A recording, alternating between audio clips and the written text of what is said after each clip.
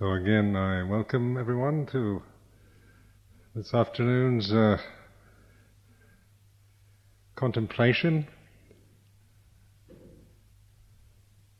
You can see the changes taking place as the courtyard of Amaravati is transformed into a work site, and in a few months you'll see a temple rising up out of that mess, hopefully.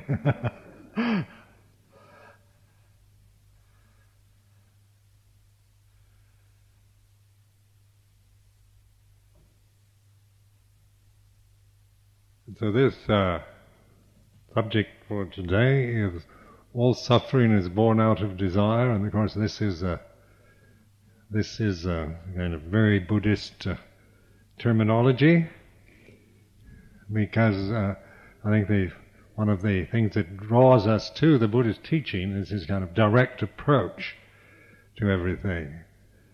The teaching is for contemplation, for investigation, and we're developing that the awakened state of mind. It's mindfulness is the means, the emphasis. It's like turning on the light, bringing in the light into your conscious experience. So it's words like awakenness, alertness, attentiveness. These words are very significant in the Buddhist path. And words like believing in things and metaphysical doctrinal approaches or creation theories, all these were never really the approach the Buddha made to the spiritual journey. Because his insight was turning on the light, switching it on, so you can see the truth of the way it is.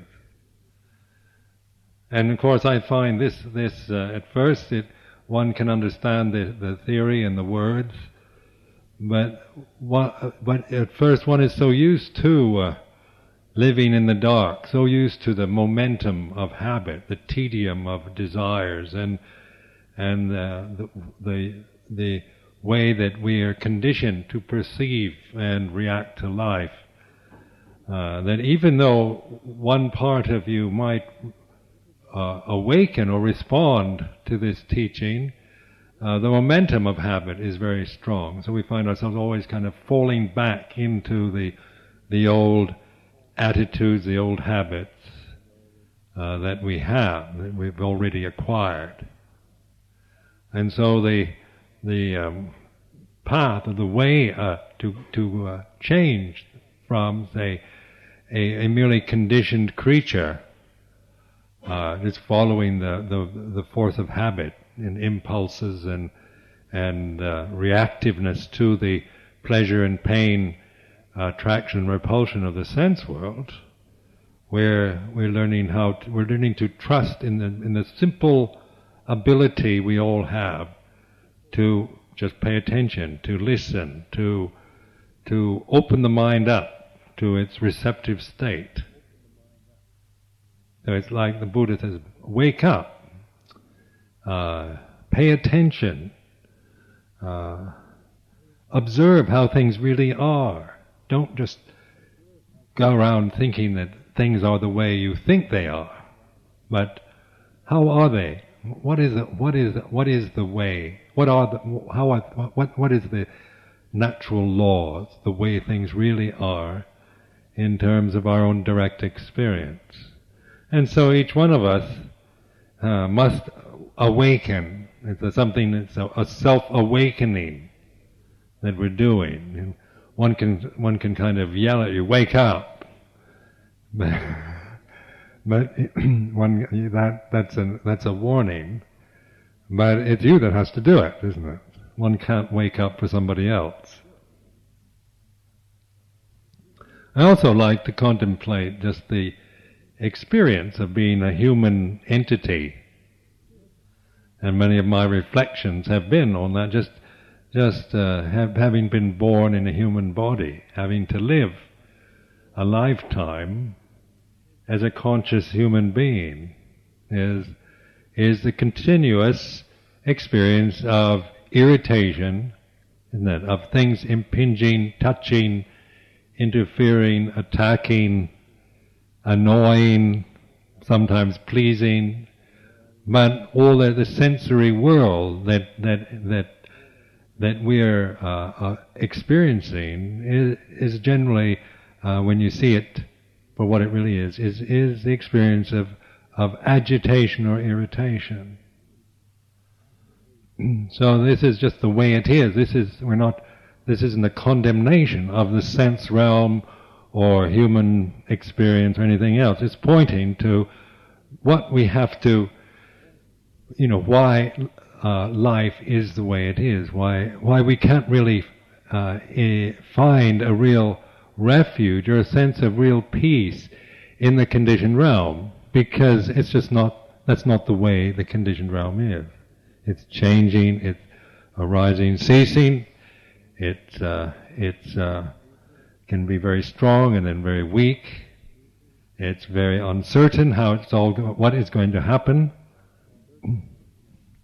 And so the sense realm, the conditioned realm, the mortal realm, that is what we feel so much or continuously, relentlessly it goes on, is not our refuge, is not the Buddha, the Dhamma, Sangha.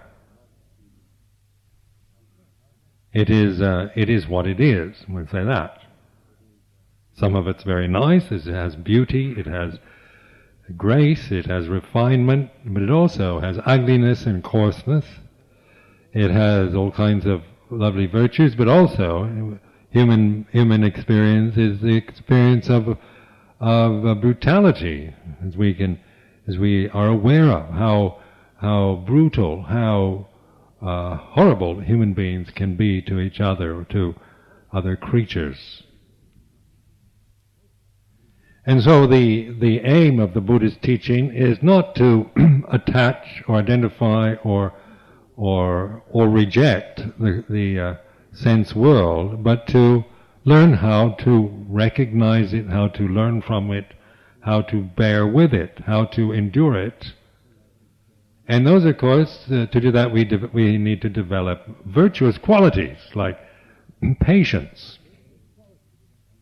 To be patient with it, because generally we're not. We want when we want something, we usually want it right away. We don't want to have to wait.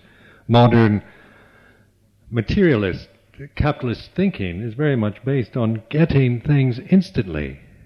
The credit card mentality, the push button, make a wish and it appears, has been the great gift of this present century, isn't it? Where we can get what we want quite sometimes very quickly, and not have to wait. Like my parents, remember, they were telling me how long they had to wait to get things. When they got their first washing machine or their first fridge, they just couldn't. When the latest thing came out, go down and purchase it. They had to wait and save and do. And life was much more, say, 60 years ago. People didn't expect such instant pleasure, instant success. And so, in many ways, we can reminisce about the old days where people had to develop virtues in order to survive.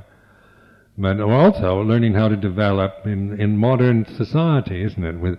With the traffic jams, all the inconveniences, and the irritations of modern technology. Thus, we've managed to destroy and pollute a lot of things around us. We have to endure now. We have to put up with all kinds of allergies and illnesses that I don't remember ever hearing of 40, 50 years ago.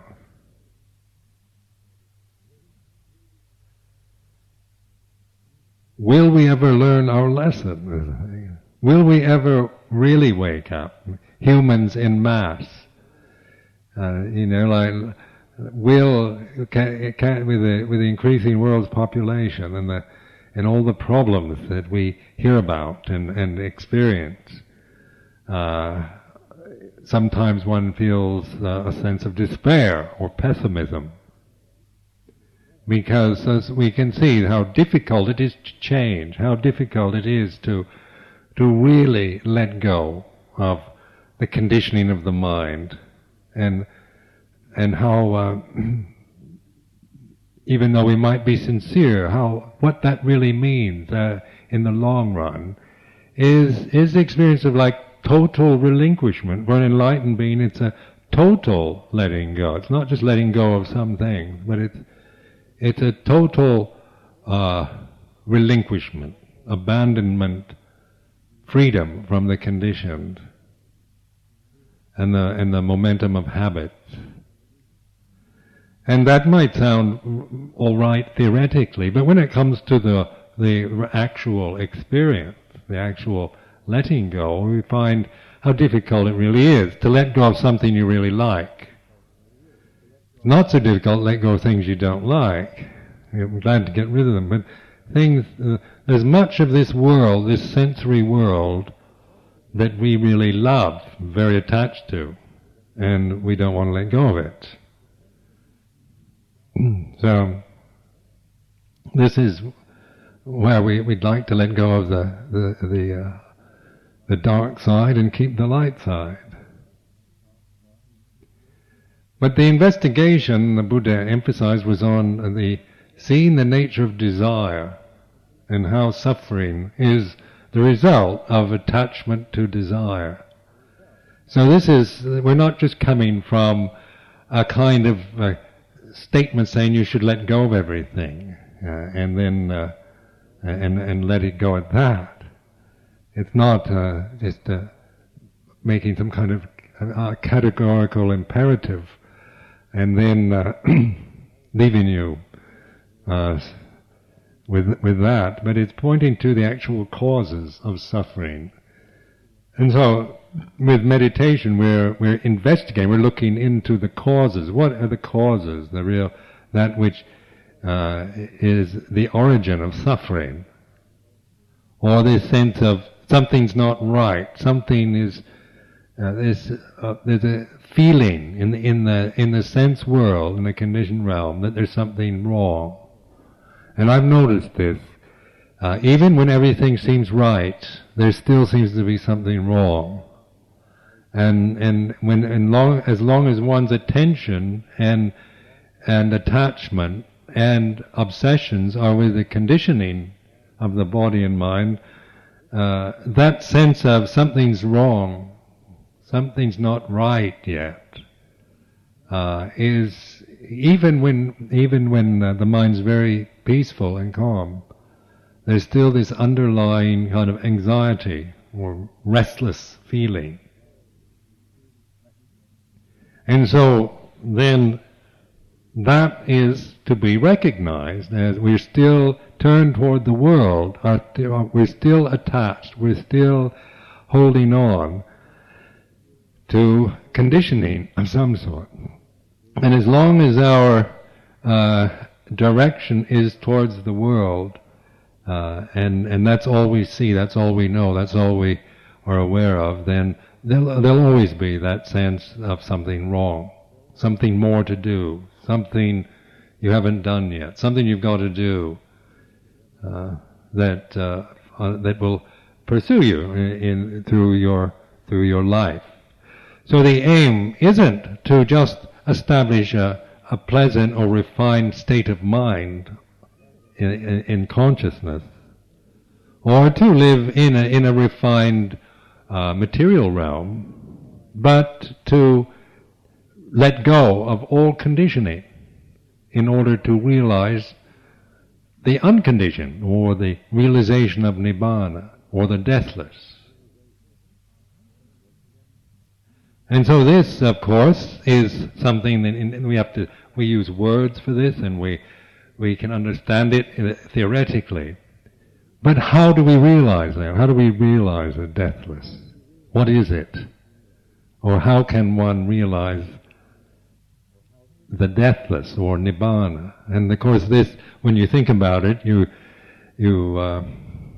it sounds almost impossible.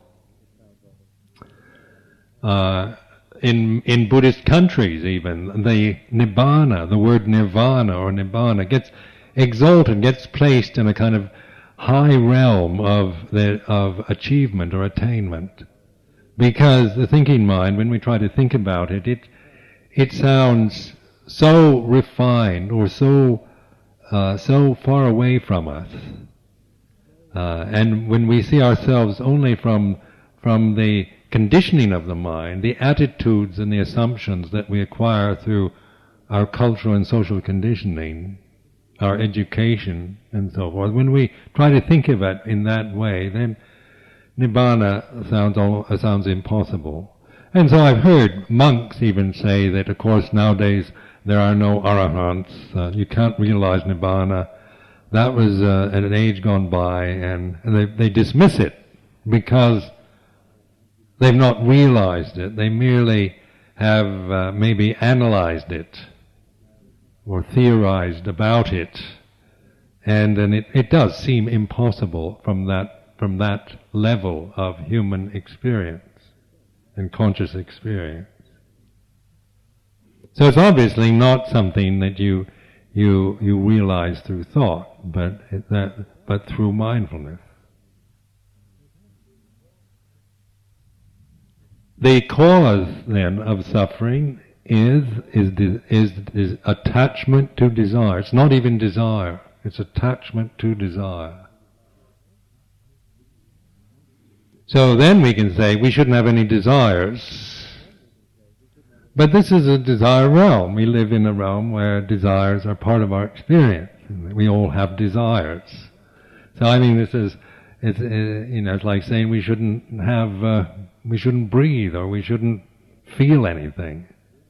In the way it is, we feel, we breathe, we experience consciousness. We have to experience the beautiful and the ugly, the praise and blame, the good and bad that comes through the sensory consciousness. So the Buddha didn't say get rid of desire as a command, but understand, know desire as desire, know it for what it is. And so to really contemplate and recognize and understand desire, you need to look at the desires you have. You have to acknowledge them. Desires like this, it feels like this. It's something you can observe. It's a mental condition. It isn't what you are. Desire is not you, but it's something that arises and ceases. And so it's a mental object. It's something you can see as an object, know as an object. And so this is what we mean by mindfulness, sati and panya, is that we begin to contemplate and look, investigate, look into desire, just to feel it, to actually let desire be what it is, so we can observe and witness and contemplate it when it's present. So say kama tanha, or sensual desire, is one of the easiest ones to deal with. It's very obvious. You know, just how seeing something beautiful, you have desire to have it. And you can see modern materialism is based on this kama tanha. A lot of it is to make things so attractive that you want them immediately. I'm looking in the advertisements and the way here in Britain, the way people present things is to make them just so kind of interesting and attractive and fascinating that you immediately want them. You feel this desire to have them because there's something in you. It's just aroused, that desire comes, there's through eye consciousness. And so this is exploited endlessly in advertising. And that, also, the bhava tanha, or the desire for becoming. And this is exploited, to want, so that you want to become something, you want to become something that you think you're not. You think of yourself maybe through your faults or through negative perceptions, and you want to become something else. Something better, something that you can imagine would be better to be than what you think you are. And then vibhava tanha, or the desire to get rid of the things you don't like or don't want. Desire for annihilation, desire to destroy the ugly, the painful, the unwanted experiences of the senses and the mind. But there's that which observes, too. If we were desire, if that was our true nature, we would never be able to see it. Because one desire can't see itself. Desire is not reflective. One desire can't look at another desire. So that it's not, it just changes. One desire triggers off another desire. But there's that in all of us which can observe desire. That's mindfulness. Where you're switching on the light from the dark room, where you're just caught in the momentum of habits, desires, reacting to the beautiful and the ugly, the praise and the blame, success and failure. This is a helpless victim of life. Because that's what sometimes it seems, doesn't it? Like we're just caught in a maelstrom. Things just happen, and we just, sometimes life just seems to have periods where everything goes wrong. Or sometimes it has periods of great affluence and success. And then suddenly it'll seem like so many things, unpleasant things can happen all at once. And if we have no perspective on it, then we're either happy when it's going well, and we're utterly shattered when it's going wrong. And we feel helpless in this storm, this kind of tornado that can hit us. And we feel like a helpless victim in a system we have no choice, no control, no ability to change. We can see in our own lifetime, as we begin to know more about how life was, say, in countries like Russia under the old communist system, where people had to live in a kind of continuous fear. Where tyranny depends on keeping you frightened, making you anxious and paranoid, because then you can have control over people. If you make them frightened of you, you have a lot of power to manipulate and make them do what you want. So tyrannical systems, as they exist, like say in Iraq, you can see the way that Saddam Hussein can survive. It's through terrorizing everyone, so nobody dares. Everybody's always frightened that even if you think a thought, that somebody might be reading it. And here in Britain, we're very fortunate because we don't have that kind of society. We're pretty tolerant and pretty easygoing country, but still we can create endless problems of suffering and feeling a victim of life, even when there's nothing particularly wrong with anything, except that we don't know the way of non-suffering. So even in the realms of success and abundance and praise and good health and all the rest, along with that comes the fear of losing it. And that's another very powerful realization, is when you know that when you have success, you also have failure. Because when you're attached to the idea of being successful, and you're not reflective, you're not looking at the cause of suffering and realizing the way of non-suffering, then even when you reach the pinnacle of success, along with that is the fear of losing it. They go hand in hand, two sides of the same coin. When you're having a marvelous relationship with somebody, perfect, getting on wonderfully, and simpatico, with great love, respect, and looking forward to a lifetime of mutual cooperation, love, and fulfillment, there's also the same moment of fear that it's all going to fall apart. Isn't there? Because, I mean, even if somebody could die, somebody could change their mind, human beings are quite easily changeable. They'll love you today and tomorrow they can hate you. And you know that you can't expect this life to be this realm to be a place where that it's very secure and everything is going to be protective and supportive to you as an individual person. Admittedly, we try to do the best we can under the conditions. In a country like this, it's certainly got more advantages than say most people, but still, even at its best, it has this sense of that it can fall apart. There's something wrong with it, because there is. This is not the place where we can't really depend on it, because it is a changing, uncertain, insecure realm. Is its nature. That's the way it is.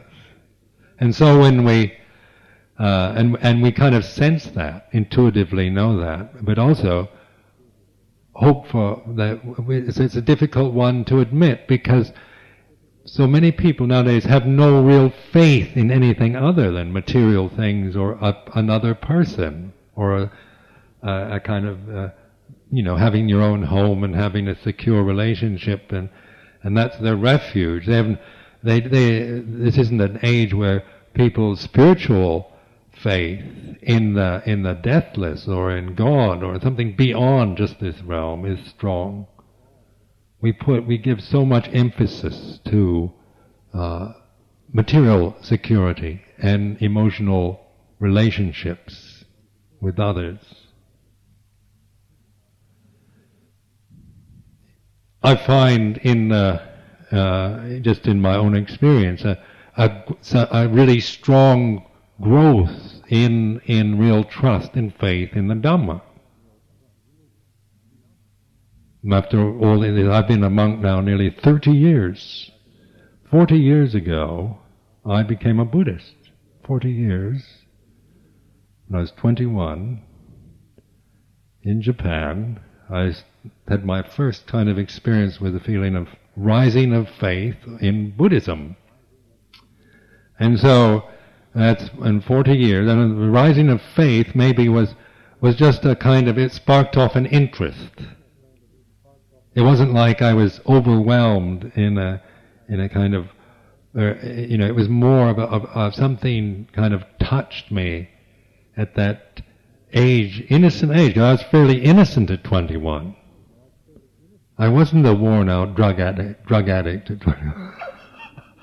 Like so many are now. I was fairly innocent at 21. So this kind of faith and was more like interest, a real interest and hope that this particular teaching of the Buddha was something that really I wanted to pursue, I wanted to follow it, I wanted to know more about it. So that was the arising, the beginning point, that the triggering off of the journey. And so 40 years later, you say one feels a very profound sense of faith, and it's not because of my life have just been going on and on in a very successful way, and my faith has just grown and grown and grown without any great sense of despair or dark valleys or whatever sense of hopelessness, but the faith and the interest was say the trigger, set me going, and then from that, of course, I've had to endure all kinds of ups and downs, successes, failures, sense of great hope and flourishing, sense of great failure and disappointment in regards to myself, in regards to Buddhism, in regards to the people that I live with, and everything else. But the emphasis that the Buddha made was on this mindfulness or intuitive awareness, this ability to watch and listen, observe, reflect, so that this was made very clear in the beginning, the very basic teachings of the Buddha, is to see the impermanent nature of conditioning. And so that includes everything, both despair and hope, and success and failure, and feeling good and absolutely inspired over everything about Buddhism, or feeling it was hopeless, I don't believe in it, Buddhism has failed me kind of feelings. One observes that all these kind of thoughts, feelings, moods, and that one experiences are impermanent. They're not to be grasped, not to be believed. And of course this was hard at first because one was so convinced, what one felt, how you felt in your emotional, the power of your emotion could make you, kind of take you over sometimes, so you actually believed what you were thinking, what you were feeling was true. But there is something also observing that. This sense of outside that particular emotional state. There was an awareness that was cool, that wasn't caught, wasn't overwhelmed in the power of the emotional storm.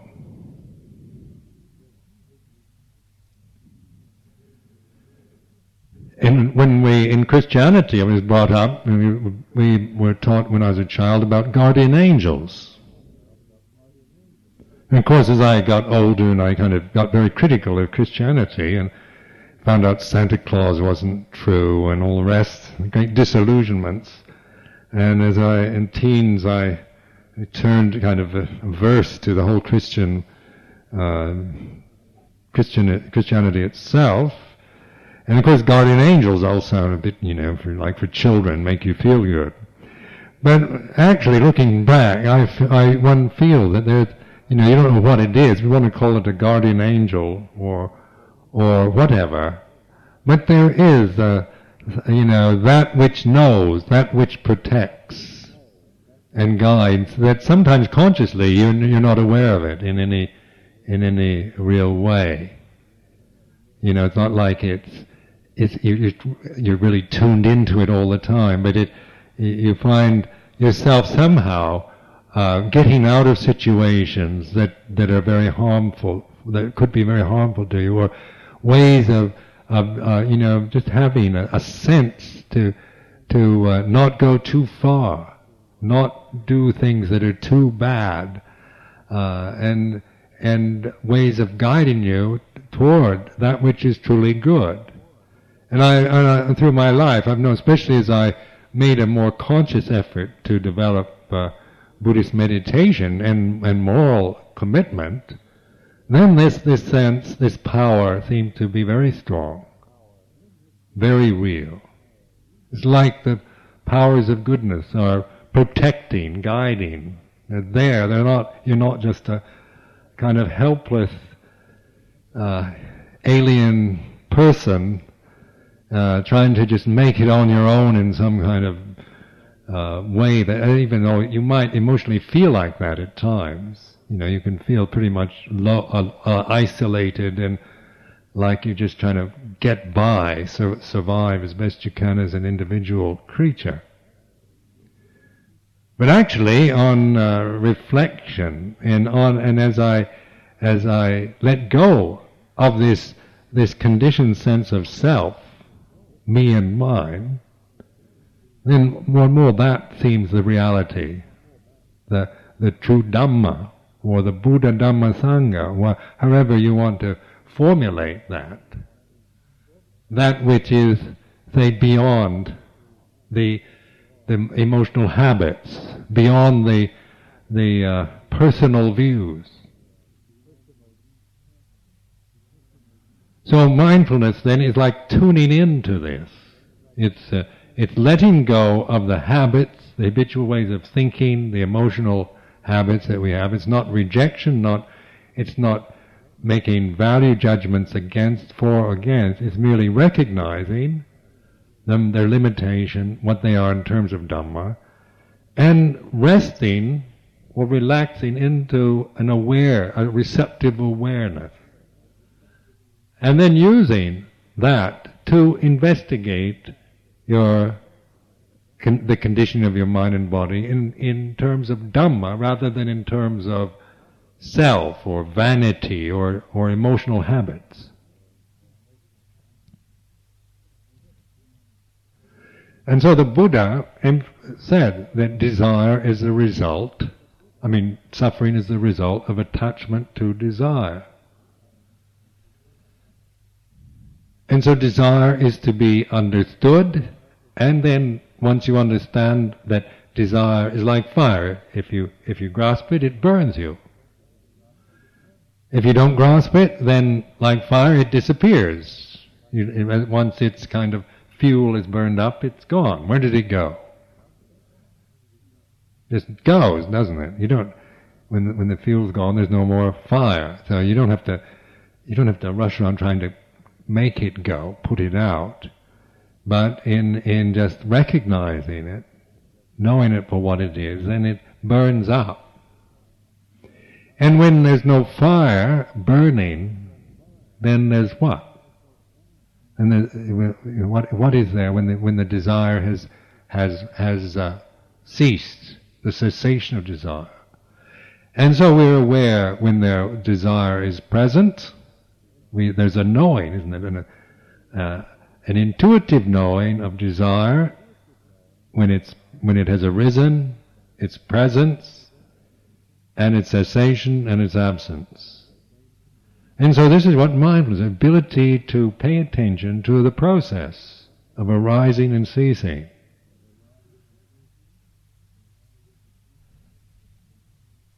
It's a sustained awakenedness, awareness of suffering, the arising of suffering, and then its cessation, and then the absence of suffering, or the realization of non-suffering, which is the Eightfold Path. So then we ask ourselves, even though we, like the Buddha, was, after his enlightenment, he still seemed to suffer physically. He would still have illnesses or backaches, or people could spread gossip. His disciples could be very stubborn and difficult, and had to set up this whole Vinaya discipline, rules to try to contain the wild behavior of unmanageable and recalcitrant monks and nuns. And that's frustrating, isn't it? You'd like to, when you think, you just want everybody to be good, work hard, do their best, be cooperative, pitch in, not complain, get enlightened. I think that'd be a nice world to live in, wouldn't it? But as much as, say, here at Amaravati or the other monasteries, generally people, that's what they're trying to do, but we still manage to irritate the heck out of each other.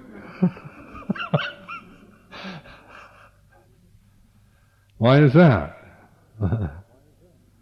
We're all good people trying our best. Because we have so many,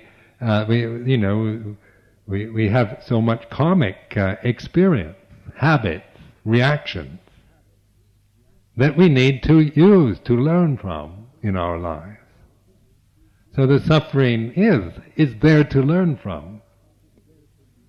It's not something we're trying to just, get away from because we don't like it. But we're learning to recognize it, to understand it, to be able to let go of the causes so that the suffering that we're experiencing ceases, and realizing the cessation of suffering. Then we have a clear insight into the path, the Eightfold Path, or the way of non-suffering. And that we have to realize for ourselves. It's something that you need to know yourself, because you're speaking like this is about as clear as you can get. And then in words and descriptions and so forth can only go this far.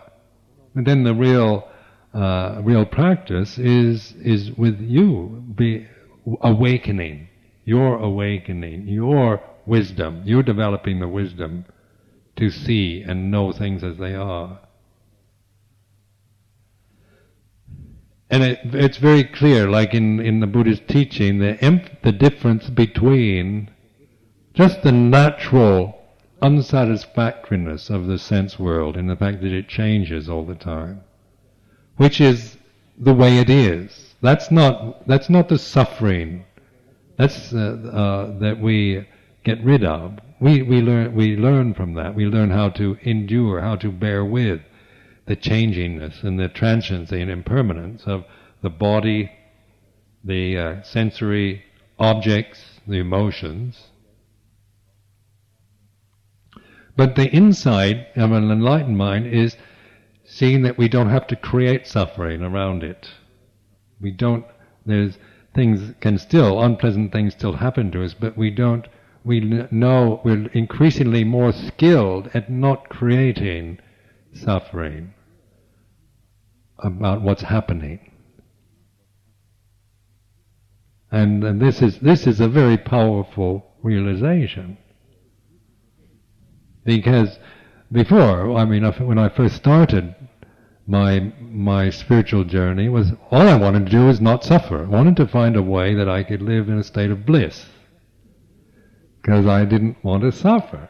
I wanted to live my life in a kind of blissful state. And I thought Buddhist meditation might, once you get the samadhi and all that, then you just live in this kind of blissful realm.